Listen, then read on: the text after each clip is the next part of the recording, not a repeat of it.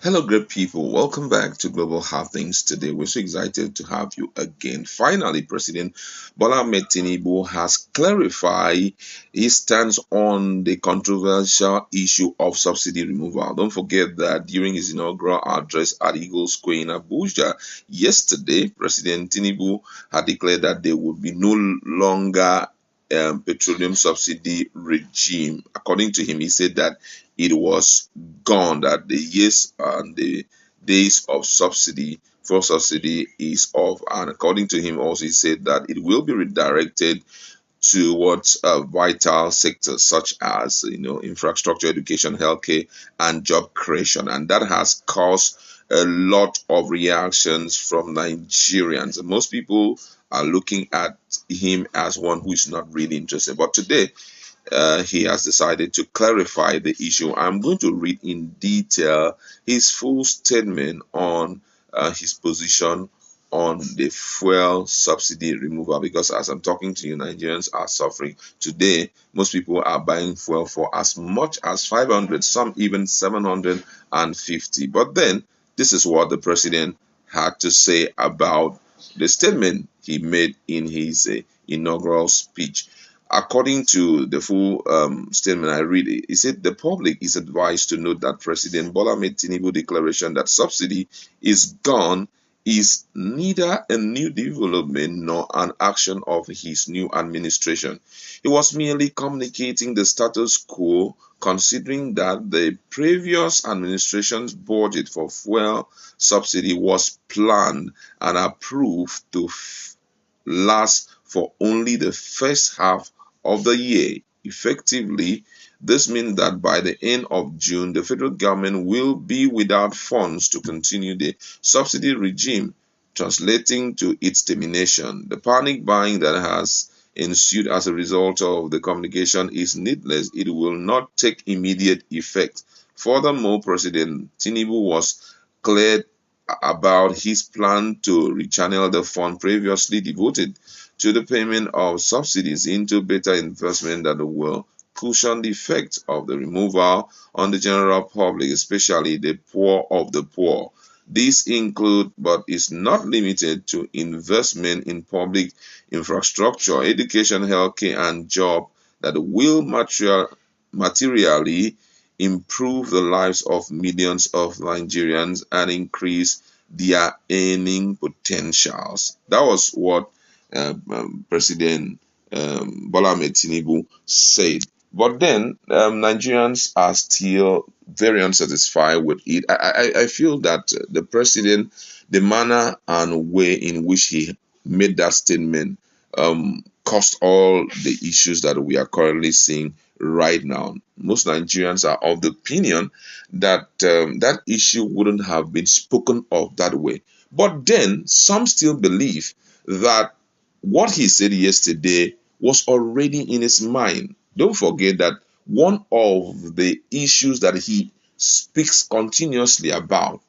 during the period he was currently doing his campaign was the issue of fuel subsidy. Every time he spoke, I could still remember when he went to southeast and other parts of the country, he was always emphatic about it, that fuel subsidy will not be tolerated by his own administration. So for me, it's not because the administration, the outgoing administration, had terminated the fuel subsidy stuff. That's why he has decided to make that statement. It was already in his mind to do it. And guess what? It's not bad for him to remove the fuel subsidy as far as he honors his word of channeling that same amount into infrastructural development, into healthcare, into creation of jobs, and also into building the economic status of the youth. Now, one of the things that most Nigerians keep talking about, especially after his inaugural speech yesterday, was the fact that the main working population of the country was not well managed yesterday in his message.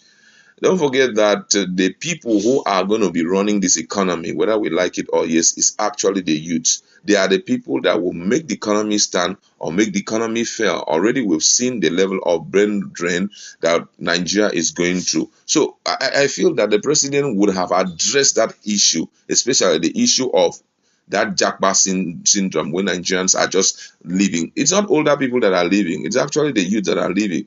So most Nigerians believe that emphasis would have been more on that than for you to talk about the fuel subsidy, which can only be a reality when the economic team meets. At least before you emphasize on it, the economic team will meet first. But hey, he came up and talked to Nigerians about it and said that the that fuel subsidy is gone and all of that. That's why we saw the panic buying yesterday, and already that points to one direction, that Nigerians takes his word very serious, which also means that he must not speak anyhow. The office of the presidency is not the office that you just stand up and you talk anyhow, or you just express your emotion over issues. You must first of all, take out time to speak or to meet with stakeholders before you make those utterances. And that's why people were really questioning who was the person behind the whole this thing, the speech writing, inaugural speech writing, because the person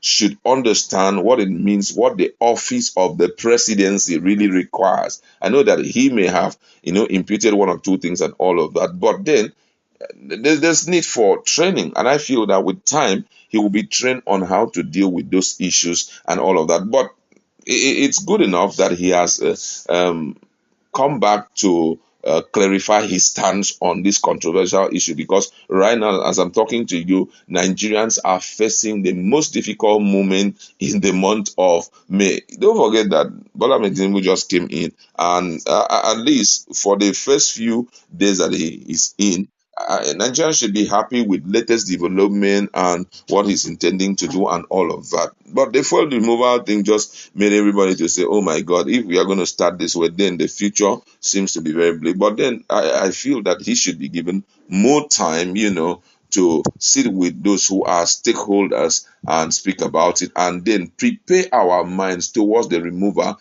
And in not just preparing the minds of Nigerians, should also tell us this is where you are going to see the impact of that lump sum amount that have been spent, are being spent every year on fuel subsidy. Because we've removed the subsidy, and then in the area of transport and all of that, it's impacting negatively on us. Then we look back at the area of medicals, we look at the area of infrastructural development, insecurity, or maybe building of roads and all of that, and we are not seeing anything. Nigerians will start screaming. So, what's the need of you taking out this one? What's the need of you taking? So, all of that must be taken into consideration. But, however, it was worthwhile to hear that he has, clarified his stance on these issues, which therefore mean Nigerians shouldn't go into panic buying. And I also feel the president should not just make that statement of stop panic buying and all of that. There should be a monitoring team on ground, and also a price regulatory board that will help Nigerians at a time like this, because already we know that Nigerians, everybody seems to be fighting for itself, and Nigeria is considered a jungle. So you need to correct some of these things so that we don't wake up and find a lot of people, despair.